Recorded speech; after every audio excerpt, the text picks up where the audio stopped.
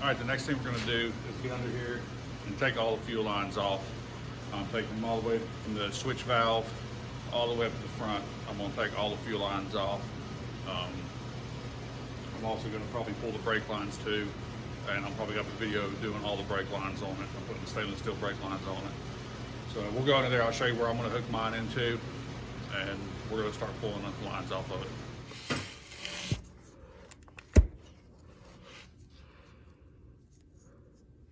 These lines also have these little squeeze clips in them right here. Take them off with.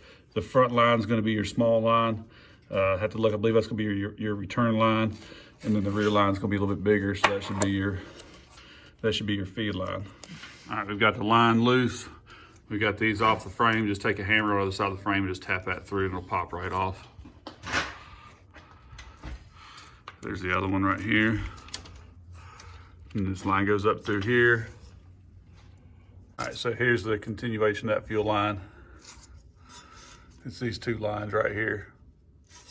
It's hard to fucking see. These two lines right here, these two metal lines come up, and you'll see them do a curve.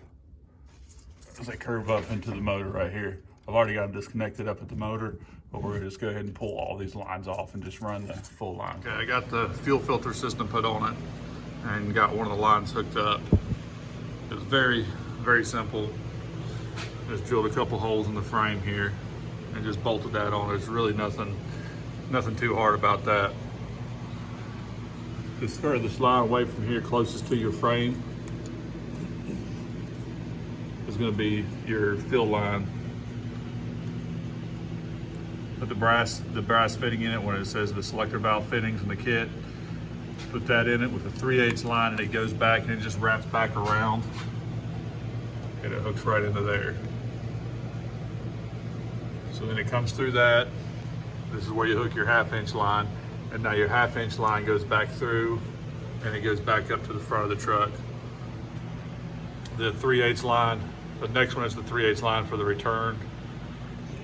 This is the return piece here I've got. So I'll just pop on there. Then this piece right here just threads into it, and just snug that up. Put your clips back in, and then just run it from there inside the frame all the way up. Here's what I got in the frame. I've just got it zip tied to the brake lines. All right, just kind of snugged up with a zip tie. And it runs through, and I've got it right here just hanging down. And I'll go ahead and feed it up through there and just pull it up on top of the motor for now. All right, we got the fittings for the front of the truck. It's going to come in the bag. It says front of head fitting. There's two different options on doing this. So basically you can do it tapping into the head, or you can do it tapping into the line. So just imagine this being the truck. This is the front of the truck from where you're working at right here, driver's side, passenger side. All right, the line that's got a 45 in it is going to go on your passenger side. So it's going to go from here, and that'll go to your fuel regulator. This one here is going to be on the driver's side. Now the other options are using these 4x6 fittings and going into directly into the line on the original line on the truck that's coming off of it, the 1/4 inch line. So these would screw into the original lines.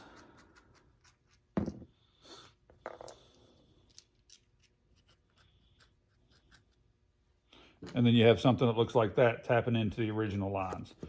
So we do have these here to be able to do that as well. There's multiple parts here, a couple different ways of doing this here. I will be using the ones going directly into the head on this build here. I just figured while I was in there, I might as well do it. Using the 1/4 inch factory lines, according to Marty, it's good enough for up to 400 to 500 horsepower, which I'm not going to be doing anyway in this truck.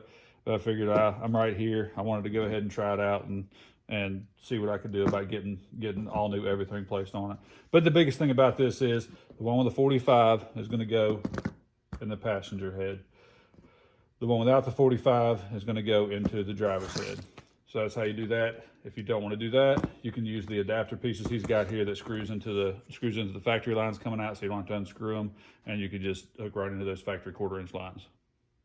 Now, if you would like to do it the other way by leaving the lines on, we'll call it the easy way. He's got, I believe he calls these as 4x6s. I believe that's what he calls them. But they'll be in the front of head fitting bag as well. So your line will stay on. This particular line is off of the driver's side. So it's pretty much mounted to the front of the head like so. So the 4x6, pretty simple. It just screws directly into your line right there. Put a little snug on that. Doesn't have to be really tight. These hold a lot of PSI. And in this fitting, take out the fitting that comes in it, and it just screws on here as well. And now you have the fitting set up. Put your line on it. Now you have the fitting set up if you want to go just out of line. So that's running 1/4 inch instead of coming directly out of the head, running 1/4 directly to 3/8. You're just running 1/4 a little bit longer until you get to 3/8. And like he says, it does 400 to 500 horsepower. So that's actually pretty good. One of the only reasons I'm doing it the other way is kind of for the video to kind of show both ways of doing it. But this is definitely the easiest way. The other reason I'm doing it is I want it to look really clean with the 3/8 lines coming up together instead of having this in there. But that is the only reason I'm doing it like that. Otherwise, if I wasn't so OCD about it, then I would just run the lines like that and be done. I'd already be done with this job probably. But that's all you got to do is right there with a 4x6 fitting. All right, next we're going to take off the alternator so we can get the front fuel fittings and the front of the head. You got a 13 mil here. On the back, you're going to have 2 plugs, and on the very back right here is a 10 millimeter. Be sure your batteries are unhooked. If they're not already unhooked, I just yanked mine out of the way. Just get them out of the way. And then it's this heater hose here. Just kind of pull it to the front, and I've already got all my wiring harness loose here from earlier. So let's go ahead and get the alternator off.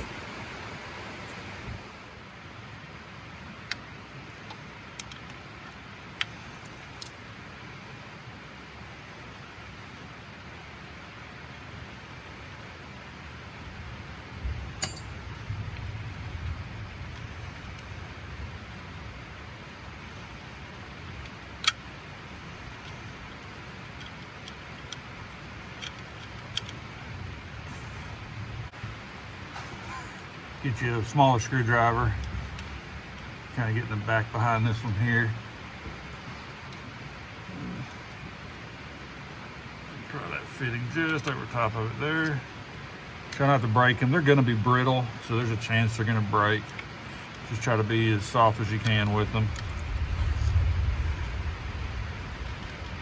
I always like to put my bolt back on so I don't lose it. I've lost a bunch of them.